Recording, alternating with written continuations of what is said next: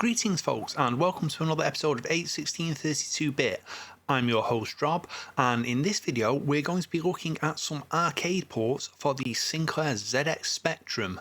Now, for those who don't know, the Sinclair ZX Spectrum was a massively popular Z80 based 8-bit home micro in the United Kingdom during the 1980s. It was, compared to some of its peers, such as say the Commodore 64 or the Amstrad CPC, somewhat underpowered, but it was cheap and it sold in huge numbers, and this was incredibly important because that made it successful. And of course, you have a successful system, you get games. And those games, some of those were going to be ported across from the arcades of the time. Now, for most coders, in fact for basically anyone coding for the Spectrum, all apart from the most primitive arcade games such as Pong and Space Invaders, were a challenge to make work with the Spectrum's really very simple specifications.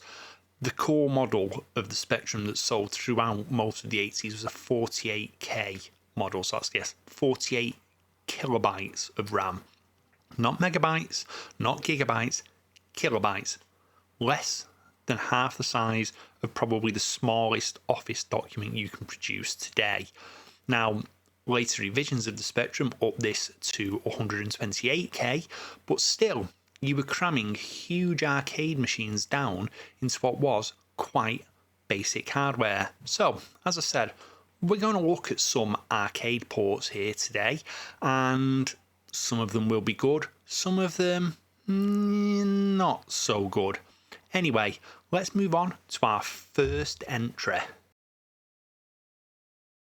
So first up we have Operation Wolf, a into the screen light gun shooter from the masters at Taito. Now this was a pretty heavy duty arcade machine with a Uzi 9mm bolted to the front and some impressive looking graphics.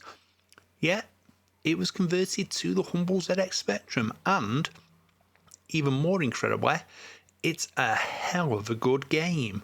Yes, it might not look much with its simple monochrome graphics, but as you can see, everything is identifiable, everything moves fast, the game feels incredible to play, the controls are brilliant, and it is recognisably Operation Wolf. Now, you'll notice something in a lot of this gameplay footage. I am frankly terrible at these games, I always have been. I'm awful at video games and I still play them, but I loved playing this as a kid.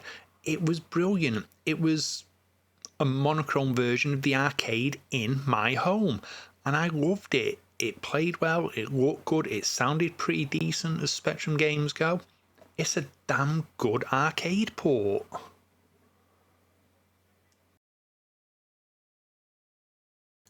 Now, next up we have hard driving.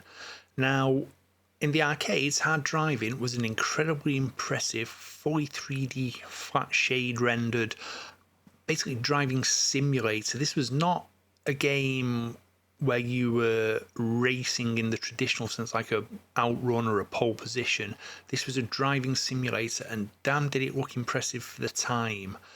Now, bringing this over to the whole micros, even the 16 bits, was always going to be a challenge, but Domark rose to the challenge of bringing it to the humble Spectrum.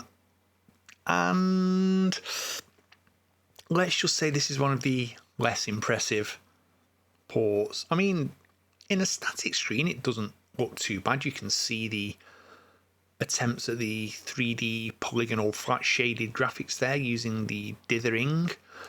But once it starts moving, even for the Spectrum, the frame rate is abysmal. It just looks, frankly, poor. It handles incredibly badly.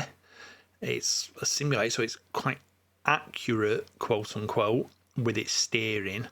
But it's just, it chugs. Now, I will give the coders massive amounts of credit for even attempting this on the Spectrum, which, to be fair, when doing unshaded vector graphics in games such as Elite or Star Wars Arcade, could throw the graphics around quite quickly thanks to its Z80 CPU being clocked at about 3.5 megahertz. But this is just a stuttery, jerky, hideous looking mess of a game, which realistically had no right being on the Spectrum. Now, the other 8-bit ports of this are also terrible, but by God, this game is bad. It's just, this is what happens when you try to push a system far, far beyond its limits and you don't know when to stop. This is just awful. Truly, truly terrible. Now, this arcade conversion is an absolute legend amongst fans of 8-bit home computers. This is the conversion of R-Type for the ZX Spectrum. Now, R-Type in the arcades was an incredibly impressive horizontal scrolling shooter, and the fact that this was crammed into the humble 48K Spectrum and that it was done as well as it was is nothing short of miraculous. Yes, the graphics can look a little bit garish and the scrolling isn't perfectly per pixel smooth. You do get some of the traditional Spectrum color clash, but this is, frankly, an outstanding technical achievement. The fact that it moves as smoothly and as fastly as it does with the limitations of the system are just insane. Now, the gentleman that coded this conversion, Bob Pape, did write a book about this, which you can find on the internet, and about how he managed to cram IREM's massive arcade game into the Spectrum, and it's well worth a read, even if you're not particularly au fait yourself with the technical aspects of coding for 8-bit computers. But this is just a superb game. It looks great. It actually sounds pretty good for a game that uses the 48K Spectrum, and it plays brilliantly. I mean, yes, as I said earlier, you can see from this footage, I am absolutely terrible at playing it. I always have been. I don't play video games necessarily because I'm always good at them. I play them because I enjoy playing them. And I could while away hours on this, sometimes getting 2 or 3 levels in, sometimes losing all my lives by the end of the first level. But it was just fun to play and an incredible conversion of a machine that, frankly, had no right being this good on this machine.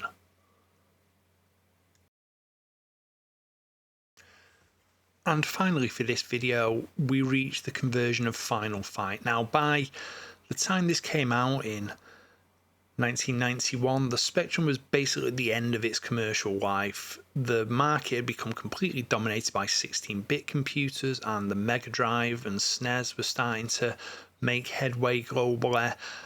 But this was an incredibly ambitious port, and to be honest, the first impressions aren't too bad. You actually get a pretty good rendition here within the Spectrum's limited resolution and colour palette of the arcade machine's introduction sequence.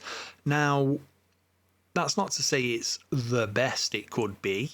I'm sure that some of these graphics could have been redrawn and recoloured to look a little more detailed, shall we say. But the fact that US Gold went to all this trouble says one of two things about the development of this game. Either they really wanted to impress and show what these machines could still do in the right hands, or they wanted to try and dazzle people with presentation to mask something else. Now, I'm fairly sure that if you're watching this video and you've figured it out, it's almost certainly going to be the latter, isn't it? But as I said, this is a really nice looking intro, realistically. You know, you're working with the Spectrum's colour clash, and it's 8 pixel by 8 pixel blocking for doing colours and such, and it handles it quite well. But, you know, if you were a kid who had a Spectrum at the time, I mean, I did, I was in my teens, it's pretty impressive. And, you know, there are games that definitely looked worse on the Spectrum, and as you can tell, I'm struggling here because I want to show this intro to show that, you know, despite what we're going to see in a few moments when it comes to the gameplay, some effort was put into this title to try and give owners of the Spectrum who were still buying games at the time something to be cheerful about. And yeah, the effort was there. It's just a shame that once you get past this intro, which does, as I said, look quite good, we get into the gameplay, and this is where it all goes a little bit, well, wrong. Initially, doesn't look too bad in stills, but then things start to move, and oh my word, dear oh dear, terrible. The animation is clunky and very low frame rate. The controls are hideously unresponsive. It's just not a fun game to play. And yeah, it's awful. It really is. A valiant effort for sure, but my god, this was way, way beyond what the Spectrum was capable of doing, and frankly, it should have just been left where it was as an arcade machine or on systems like the Super Nintendo, where you could do the game justice. It's horrendous. Seriously. I've played this, you don't have to. Just please don't. So there we go. 2 great and 2 not so great arcade ports for the ZX Spectrum. Now feel free to tell me what you think about the games that I've shown in this video today down below in the comments section. If you've enjoyed the video, do hit the like button. If you've really enjoyed it, feel free to hit the subscribe button as well. And if you really enjoyed it and want to be notified when I next do a video, ring the bell. Now, there will probably be a follow-up video to this if it proves to be sort of well liked enough, because there are many more arcade ports of the ZX Spectrum I could talk about. Yeah, and don't forget, you can support this channel. You can go to my Patreon page, which is linked down below. You can go to Coffee and leave a one-off donation there, or you can make a YouTube membership. Again, the link is in the description below. Big shout out to my current supporters, Leftback and Old Scott Retro. You will also find my various social media links down below. And this is Rob saying so long, and I will see you in the next video.